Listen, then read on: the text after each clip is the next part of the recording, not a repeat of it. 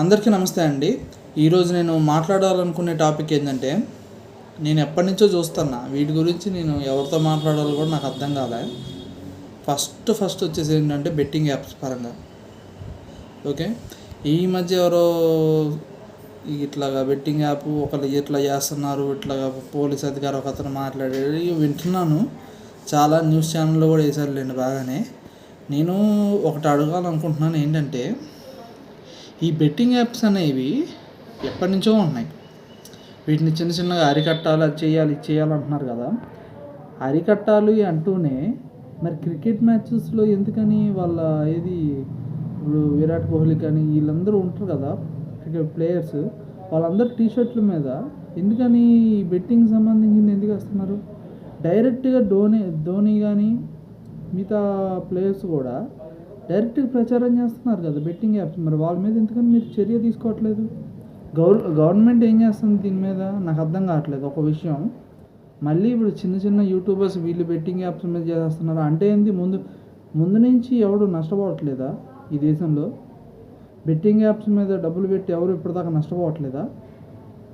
అంటే వీళ్ళు యూట్యూబర్స్ ఎవరైతే చేస్తున్నారో వాళ్ళు చేస్తేనే నష్టపోతున్నారా?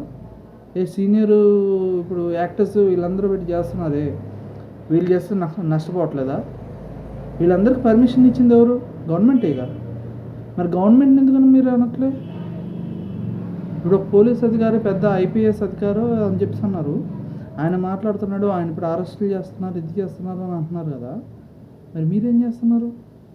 అంటే గవర్నమెంట్ ఏం చేయాలి? దీనికి పర్మిషన్ ఇచ్చేవాళ్ళని ఏం చేయాలి?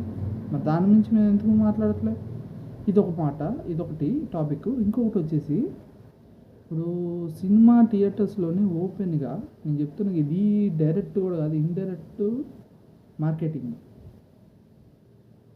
మందు, సిగరెట్, స్మోకింగ్, ఆల్కహాలు మీ ఆరోగ్యానికి హానికరం, అది ఇది అంటున్నారు కదా. మీరే ఆల్కహాలిక్ సంబంధించిన బాటిల్స్ పర్మిషన్స్ ఇచ్చి మరీ పెట్టిస్తున్నారు. మీరే సిగరెట్లు అని చెప్పేసి కొత్త కంపెనీకి సంబంధించిన పర్మిషన్లు ఇచ్చి చేస్తున్నారు. మీ ఎందుకంటే గవర్నమెంట్కి చాలా వరకు వాటి నుంచే వస్తాయి ఎక్కువ ఇన్కమ్. మళ్ళీ మీరే తాగొద్దు, మీరే చేయొద్దు అంటే మీరు టోటల్గా ఆపండి. తాగేవాడు ఎవడుంటాడు చూద్దాం ఫస్ట్. మీరు టోటల్గా ఆపడానికి మీకు చేత కాదు, మళ్ళీ వచ్చేసేమో ఇలాంటి మాటలు మాట్లాడతారు. ఏమనాలి? ఈ వీడియో చూసే ఎవరైతే ఉందో, నేను అనే దాంట్లో ఏమైనా తప్పు ఏమైనా ఉంటే మీరు కామెంట్ సెక్షన్లో పిన్ చేయొచ్చు. నా కామెంట్ సెక్షన్ కూడా నేను ఓపెన్గా పెడుతున్నా. మన ఛానల్ కూడా సబ్స్క్రైబ్ చేస్తాను.